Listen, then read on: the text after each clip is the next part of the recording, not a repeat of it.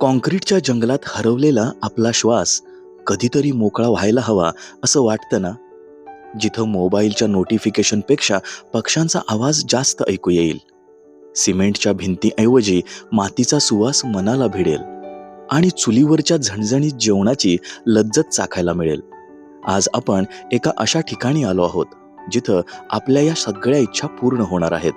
इथला निसर्ग, इथले पक्षी, शेतीत रमणारा एक 75 वर्षांचा तरुण आणि सह्याद्रीच्या टोकावर उभा असलेला एक किल्ला, अशा अनेक गोष्टी इथं राहून आपण आज पाहणार आहोत. या सुंदर जागेचं नाव आहे द इंडियन पिट्टा हाऊस.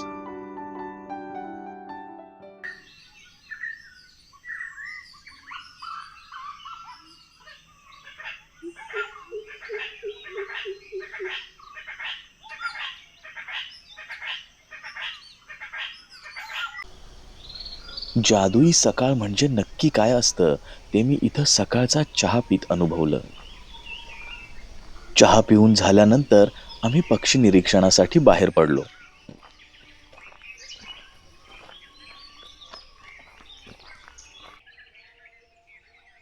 इथं आम्ही बरेच पक्षी पाहिले. काळा कस्तूर, महाराष्ट्राचा राज्य पक्षी असणारा हरियाल, निलगिरी रानपारवा, पिवळ्या कंठाची चिमणी, पांढऱ्या गालाचा कुटुरगा, मंजूळ स्वरात गाणं गाणारी शमा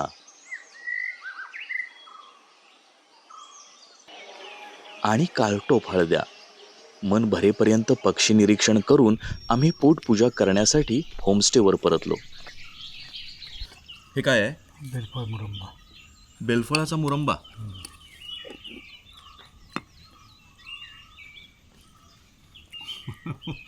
मस्त आहे अगदी. पोहे, बेलफळाचा मुरंबा आणि बेलफळाचं सरबत, पोटाला थंडावा देणारा नाश्ता. दादा, हा होमस्टे जो आहे तर कधीपासून सुरू केलाय तुम्ही साधारण? हा ॲक्च्युली सेकंड लॉकडाऊन नंतर. फर्स्ट लॉकडाऊनमध्ये आम्ही अडकलो होतो बाय ॲक्सिडेंटली. इकडे आलो आणि लॉकडाऊन लागला. त्यावेळेला माझे मित्रसुद्धा खूप अडकले होते. तर त्याच्यानंतर असं झालं की असं वाटायला लागलं की खूप कमी जागा आहे. बरं. माझी फॅमिली आणि विनीत म्हणजे माझ्या भावाची फॅमिली दोघं इकडेच अडकले होते. म्हणून आम्ही वरच्या साईडला वाढवलं घर. बरं. मग सेकंड लॉकडाऊन लागला. बरं. मग आता काय करायचं म्हणून मग हे सुद्धा वाढवलं, कारण कामच नव्हतं. मी स्वतः सिव्हिल इंजिनियर, माझा भाऊ आर्किटेक्ट. आणि बांधताना असं केलं की जरा वेगळ्या पद्धतीने बांधायचं असं ठरलं होतं. बरोबर. तर लॉरी बेकरच्या कन्सेप्टवरती आपण हे बांधलं आहे, जेणेकरून लोकल मटेरियल वापरून. कारण लॉकडाऊनमध्ये कुठे कामं चालू नव्हती आणि खूप सारे घरं काय म्हणतात रिडेव्हलप होत होती. तर जुन्या काही खिडक्या असतील किंवा दरवाजे असतील तेच सगळे आपण यूज केलेत वरती. ॲक्च्युली ही कन्सेप्ट नव्हती की ते होमस्टे चालू करायचा. बरं. पण लॉकडाऊन उठल्यानंतर मग आम्ही मुंबईत गेलो. मग आता हे करायचं काय एवढं मोठं केलं? मग ते म्हणजे लॉकडाऊन दरम्यान आता करायचं काय म्हणून तुम्ही बांधलं. बरोबर. नंतर इथली आणि बरोबर इंडियन पिट्टा हे नाव का दिलं तुम्ही? हा, तर हे सगळं झालं होतं म्हणजे लॉकडाऊन आपल्याला मार्च मध्ये लागला होता. तर एप्रिल एंड एप्रिल 1 ह्याला इंडियन पिट्टा इकडे येतो ब्रीडिंग करायला. मायग्रेटरी बर्ड आहे, तुम्हाला माहिती. त्यासाठी खूप सारी आपल्या ह्या सगळ्या प्रिमायसेसमध्ये 4-5 तरी घरटी असतात इंडियन पिट्टाची. आणि त्याचे सारखे कॉल असतात. मग काय नाव ठेवायचं, चला इंडियन पिट्टा हाऊस. छान छान ठेवलंय. पण म्हणजे ते त्याच्यामुळेच मी आकर्षित झालो खरं म्हणजे मॅपवर शोधता. आणि आता जे वरचं बांधकाम सुरू आहे तिथं पण रूम आपल्या होणार आहे. 2 रूम्स होणार आहेत तिकडे आणि इथे ह्या खालच्या 2 रूम्स. अच्छा, 2 रूम आणि वरती 2 रूम. थोडे 4 रूम्स अशा होतील. चालेल. तुमचं नाव? माझं नाव विक्रांत कोळपे. आता आपण इथल्या खोल्या बघूया. इथल्या खोल्या स्वच्छ, आकर्षक, प्रशस्त आणि आल्हाददायक आहेत.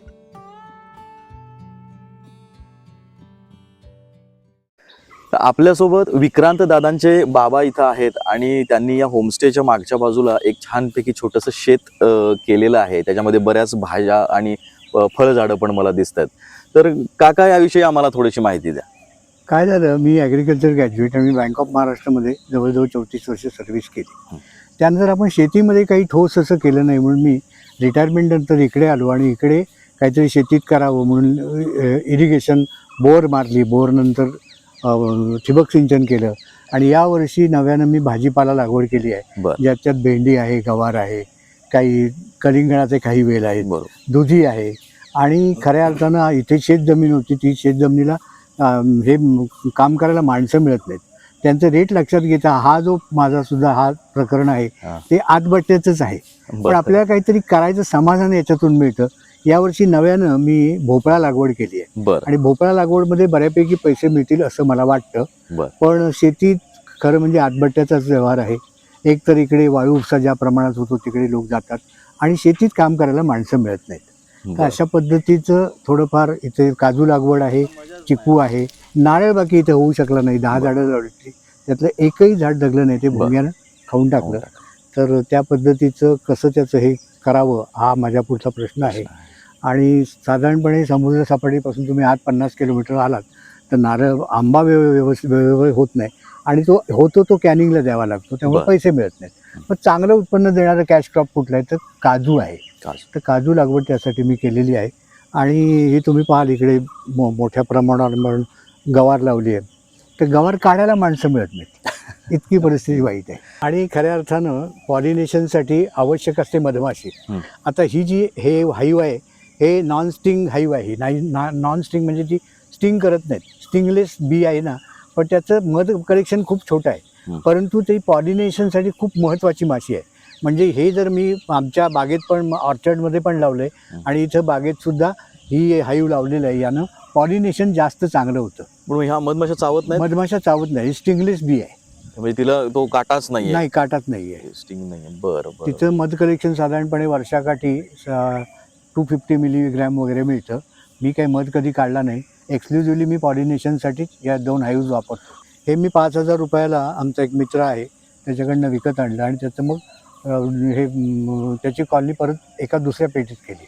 आणि अशा 2 पेट्या माझ्याकडे आहेत, जी काजूच्या बागेत एक आहे आणि या व्हेजिटेबलमध्ये सुद्धा व्हेजिटेबल जी क्रॉप्स आहेत त्याचं पॉलिनेशन अत्यंत चांगल्या पद्धतीने अच्छा. करतात. बरं. चालेल. म्हणजे शेतीसाठी आपल्या हे फायदेशीर आहे अगदी.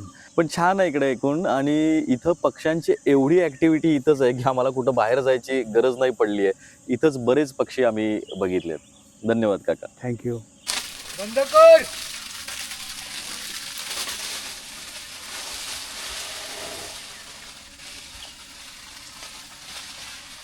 इथे आपण गांडूळ शेती प्रकल्प पण राबवला आहे. 4 बेड आहेत आणि सगळं जे गांडूळ खत तयार होतं ते मी आमच्या शेतीत सगळं मोठ्या प्रमाणात वापरतो. कारण इथे बाहेर विक्रीला कोणी येईल असं वाटत नाही, कारण डिलिव्हरी द्यावी लागते. आणि साधारणपणे ऑनलाईन पाहिलं तर ते 60 रुपये किलो आहे आणि आमच्याकडे जे डीलर आहे तिकडे कोणी ते 10 रुपये किलोनं आमचं गांडूळ खत घेतात. पण सगळं खत आम्ही शेतीसाठी वापरतो, हे त्यातला महत्त्वाचा भाग. दिवसभर पक्ष्यांच्या मागं भटकल्यानंतर जेव्हा आपण या होमस्टेच्या अंगणात जेवायला बसतो तेव्हा शरीराचा सगळा थकवा निघून जातो. इथलं आदरातिथ्य आणि घरगुती वातावरण आपल्याला पुन्हा एकदा आपल्या गावाची आठवण करून देतं.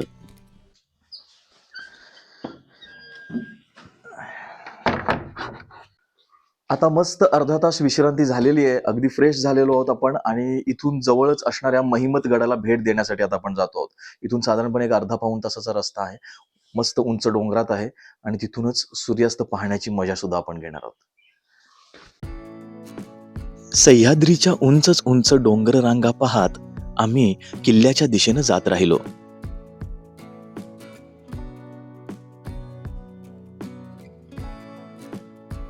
इथं गाडी लावून मग आम्ही किल्ला चढायला सुरुवात केली.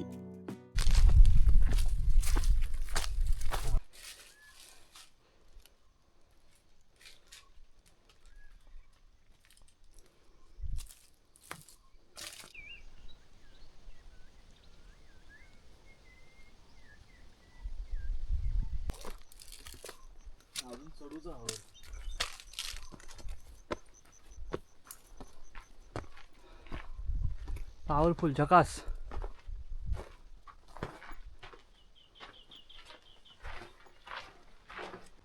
किल्ला चढायला आम्हाला 25 मिनिटं लागली आणि सगळ्यात आधी आम्ही पाण्याची तळी बघायला गेलो.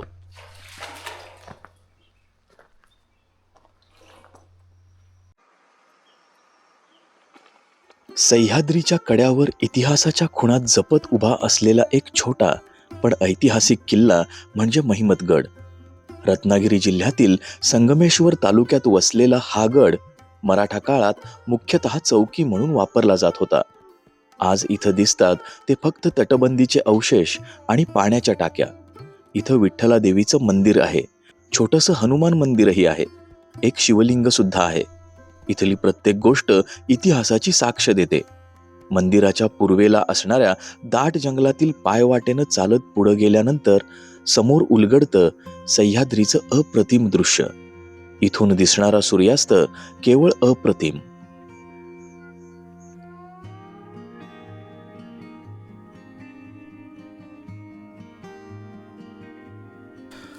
सूर्यास्त पाहून भारावलेल्या अवस्थेतच आम्ही गड उतरायला सुरुवात केली. परतीच्या प्रवासात रात्रीच्या अंधारात आम्ही काही पक्षी सुद्धा पाहिले. त्यापैकी हा जंगल रातवा आणि हा मंडूकमुखी, ज्याला इंग्रजीमध्ये आपण श्रीलंकन फ्रॉगमाउथ असं म्हणतो.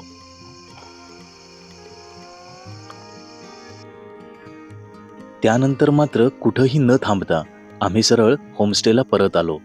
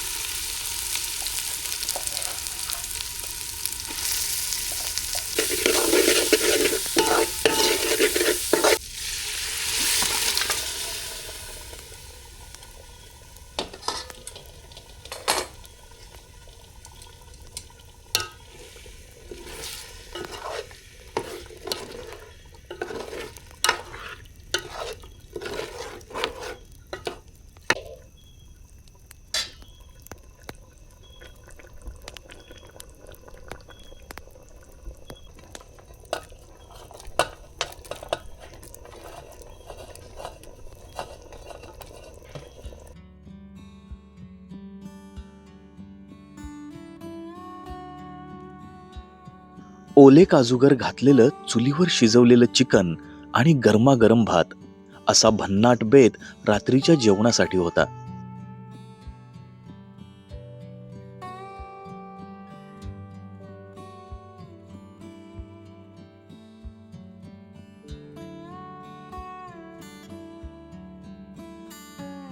चवीबद्दल काय सांगावं, अगदी झकास आणि झणझणीत. दुसऱ्या दिवशी सकाळी सुद्धा अर्थातच पक्ष्यांच्या किलबिलाटानं जाग आली. निघण्यापूर्वी आम्ही काकांशी आणखी थोड्या गप्पा मारल्या. तर जनरली मी या शेतीमध्ये इनऑर्गॅनिक खतं खूप कमी वापरतो. ऑर्गॅनिकवर माझा जोर आहे, ज्याच्यात गाईचं शेण, गोमूत्र, गूळ आणि बेसन असं वापरून आपण जीवामृत तयार करतो. दुसरं म्हणजे वेस्ट डिकम्पोजर जे दिल्लीहून मागवलेलं आहे, त्याच्यातून 2 किलो गूळ, 200 लिटर पाणी, अशा पद्धतीची जी सगळी ऑर्गॅनिक मटेरियलवरच जास्त माझा जोर आहे. आणि त्याला रेट चांगला मिळतो अशातला भाग नाही, पण क्वालिटी ऑफ व्हेजिटेबल सुधारतं.